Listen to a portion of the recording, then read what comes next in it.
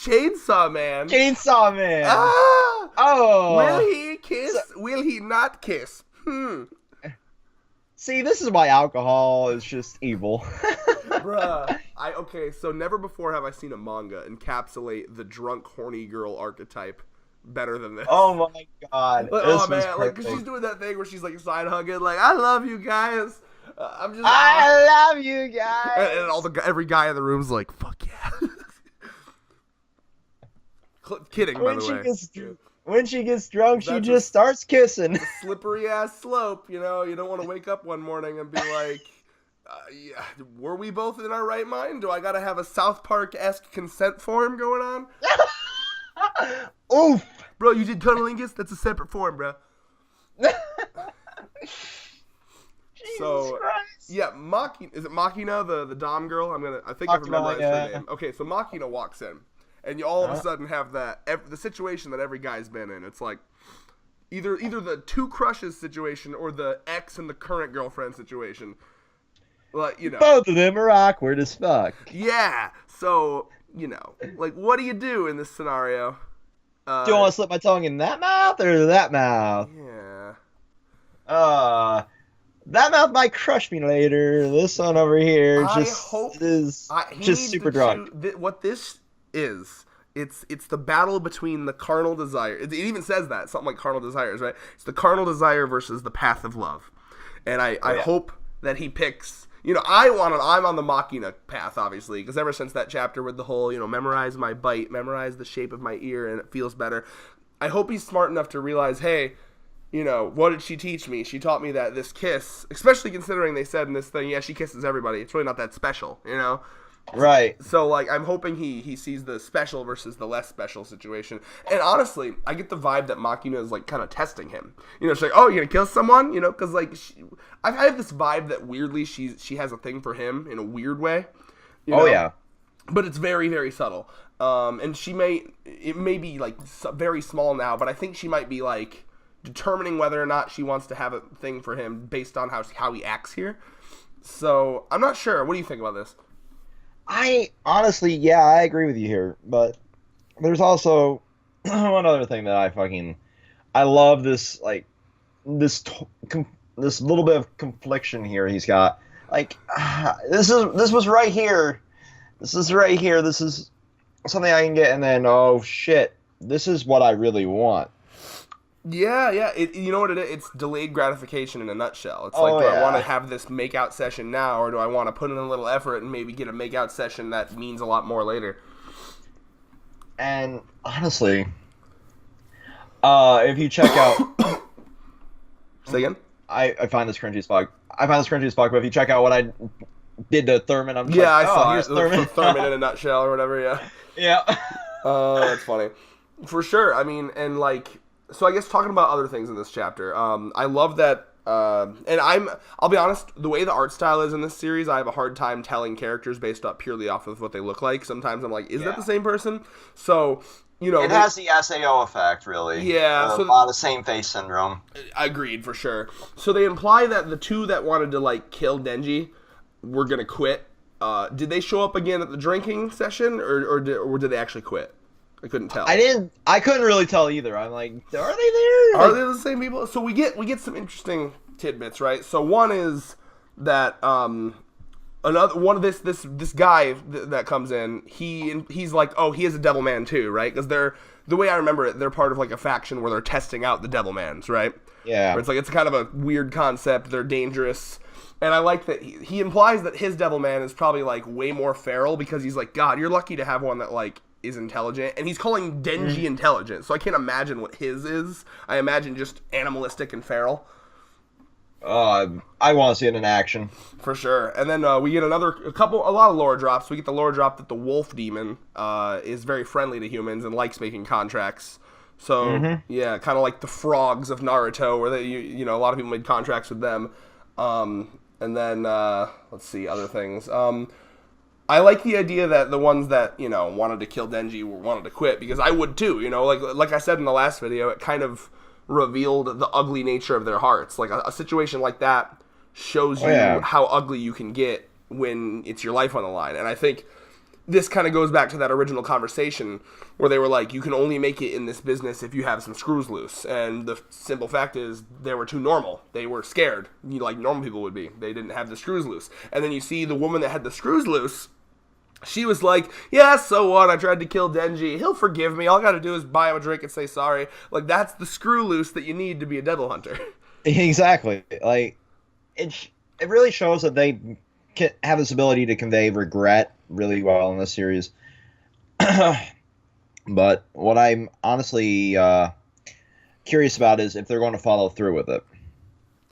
Follow through with what specifically? Follow through with this, like, they're quitting, they're gone, yeah, they're I'd like... be interested. I mean, I don't know, it'd be weird to introduce them and then not, but I'll be curious where they go with it, because what's interesting about this is it shows you the kind of, like, toughness you have to be in the business, right? Because they talk about, too, like, basically there's private devil hunters, which has been alluded to in the past, but there's private devil hunters, they take all the fucking... They take, like, the bitch tier ones, and then any ones that are, like, way too powerful for them to handle, then it's like, all right, I guess it's the government's job. So they really have the hard job, you know, because they're the public ones. They're the government-funded devil hunters. And, yeah, you know. So you kind of got to be nuts to be in this field. Oh, yeah. This is definitely a fucking... Not the field that I would ever want to be in, for sure. You wouldn't want to be a badass killing devils? No. Obviously, I'm kidding, but, you know, like... There's a lot of people, I'm just making fun of all the amount of people that are like, man, I can't wait for the zombie apocalypse so I can, chainsaw some zombies. Bitch, you'd be terrified just like everybody else. Shut the fuck up.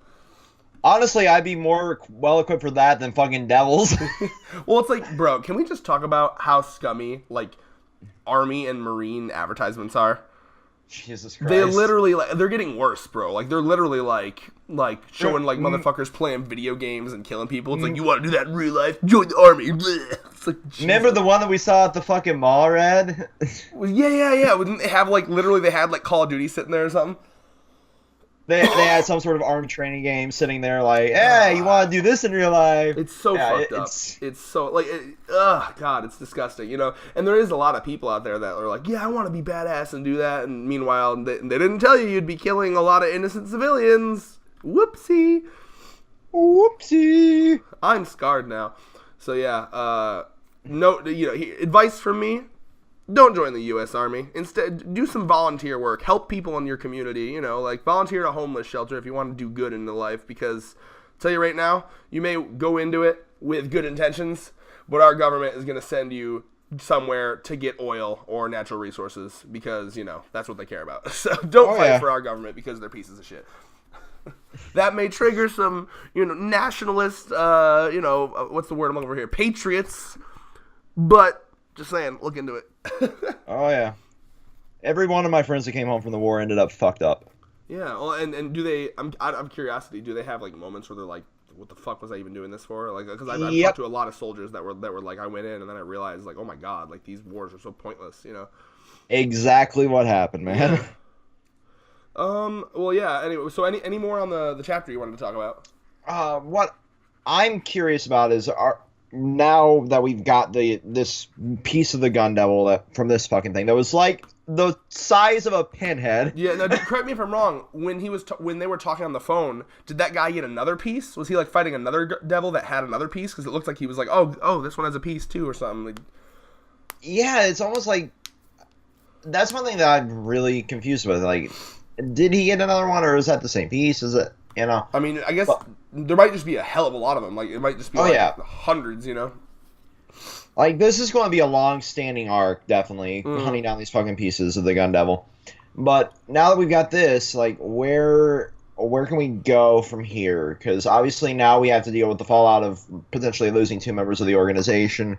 We have to deal with the fallout of Denji and his lust conflict. Oh, that's my favorite part of this manga. We also have to deal with the fact that now we seemingly have no setup for a villain right now until potentially next week. Yeah, I wonder if they're gonna ever go down the route of like a main villain other than the Gun Devil, of course. Like, I'll be curious, like a rival organization or something. Definitely, it's definitely gonna be an interesting fucking manga. You know what? They could go down the route of like introducing some of the private devil hunters, the ones that do it for like contract.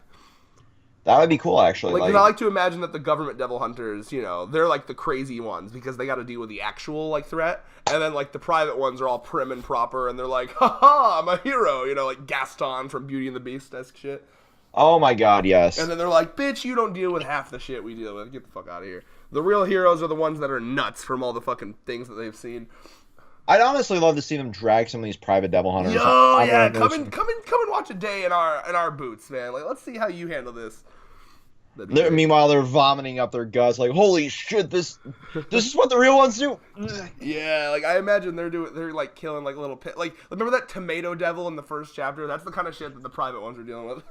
Yeah. Like, oh, my farm has got a tomato devil. Oh, I got it, sir. I got it. $100,000. Meanwhile, we're out here fucking finding a gun that killed half of the fucking population, basically. Oh, God. Yeah. No, I guess main thing I'm excited for going forward, and these chapters are a bit shorter, so until we get deeper and deeper lore, these videos might start off as kind of short. But what I'm really excited for is to see, like in the near future, is to see this kiss dilemma. Because I definitely love the dynamic with Makina, the Dom woman. I call her the Dom woman because she's a Dom. Or the top woman, whatever you want to call her. And like how that's going to go. And also, remember, they were like, oh, let's try to get her drunk and ask what's so special about Denji. So you think maybe we'll see something like that? That's probably going to be next chapter. Because here's the thing. She's such a serious woman. Seeing her drunk would be fascinating, too. Like, what is there going to be like a real her kind of coming out, seeing a different side of her, potentially, if they actually get her drunk enough? Yeah, see, that's what I love about these alcohol-fueled chapters. Yeah, I loved that double-page spread of them just chilling. That was so wholesome. Like, the thing that a lot of people don't realize is, like, the more you fucking drink, the more the real you comes out. And that can be terrifying for some, and that can be fucking wholesome as hell for others. Yeah. Like, it just depends on your actual personality. So, it's... Honestly, if she's this much of a dominating woman, you know, sober, she might be terrifying drunk. Yeah. I don't know, man. Like, there's something interesting about her. She's got a calmness of almost like a apathetic, like apathy towards, you know, almost like the true neutral apathy, like Shadow the Hedgehog-esque, like, fuck the world, I don't care about anything, you know? But at the same time, she's able to do the things like teaching him about, like, true love and emotion. She's a woman who I feel like has been through a lot, and she's optimistic, but realistically optimistic, right? Like, she's not afraid to enjoy the good things in life, but she's also not going to sugarcoat shit. That's what I love about her. Like, she definitely knows how fucked up the world really is. Yeah. To the point where she wants to try and enjoy it, all the while not letting that bliss take over. Like, we have to take care of each other, we have to take care of ourselves, we have to take care of this fucking world from all this fucked up shit that's going on with these devils. But all the while, she still has that little bit of unfiltered bliss in her. That's really something that isn't conveyed well in a lot of other stuff. Yeah, she's a really well written character. I mean, a lot of the characters in this they have a lot of layers, you know. And like when I can't figure out a character this much, and she's that unpredictable, it speaks to me that it's a really good character, because it's not just like your two-dimensional personalities of like. It's the same feeling I get when I watch Ouran High School Host Club. I mean, have you watched that recently? I haven't watched it recently. Like, no, I need to. Yeah, that's definitely a rewatch for that one. Like, the characters, almost every episode, like, they give you, like, their initial, like, two-dimensional character traits. Like, okay, that's the lolly cute boy. That's the tough stoic boy. That's the adjust glasses nerd boy. But, like, every episode, there's, like, a deeper layer put onto their characters. And they're always breaking, like, what you think that they are. But without completely not being their character anymore. So, like, Tamaki, he is introduced as, like, this, like, cocky, arrogant, like, I'm a prince, but you see there's like, you know, there's episodes where he's actually very caring and very worried for people's safety, but also he'll still fall back to that like cocky arrogance of like, well, I'm the most worried about them, you know. So like there's a good balance of like slowly showing you different aspects of that person's character, making them three-dimensional while not completely losing the base of their character. And I think that's what they do here. Definitely, that really makes an interesting character. I mean, I'm just coming off of the Game of Thrones battle. Bruh. Okay, I'm like, I don't know what the fuck happened. We're filming this right after Game of Thrones on Sunday. All I know is that King of Lightning was tweeting, like, what the fuck? Catherine, Andrew's girlfriend, was like, I'm shaking and crying, and, like, I've never fucking felt this way after a TV show before. I'm not sure what the fuck happened. dude, I don't want to talk spoilers, but, one, digital video compression sucks ass. And two, I think I need a heart transplant. Yeah, all I heard was, like, it was, like, something like 80 minutes of pure action. What you could see, yes. Whoever did the lighting on this episode needs to be flayed. Well, final thoughts for you, David. Oh my god, dude. From here, definitely, I hope we get a drunk Makima. Like, goddamn. Yeah. Because I really want to see what her true nature is, and I feel that might be the only way we ever see her true fucking nature. Yeah, maybe. Obviously, I want to see the fallout from this conflicted Denji, and hopefully we get our next little villain. Yeah, I mean, introduced. I'd love to see that too. Like, we need like a goal. Like, where's the direction from here? Yeah, for sure. Yeah, because right now they're besides the Gun Devil goal. Yeah. Yeah, they're kind of directionless aside from hunting down all these shards of the Gun Devil. Mm-hmm. Like, there needs to be some sort of path. I'm sure Makina will come in and, like, Sur Integra this shit. Like, okay, on next mission. Next mission. She's like Sur Integra mixed with, what's her fucking name from Hitman? Oh my god. Agent 47. Your next mission is go over here and assassinate this motherfucker. Next mission is to get your ass in this bedroom and fuck me silly. Oh, that's uncomfortable to even think about. Agent 47. Does she have a name in Hitman, that woman? Hitman fans, let us know in the comments. Agent 47X, the woman that gives you missions, naughty fanfic. That's what I need now. No. Brad. We genetically engineered you to have the perfect size cock. Not too big, not too small. Jesus Christ. And with that, peace. I got nothing. Peace.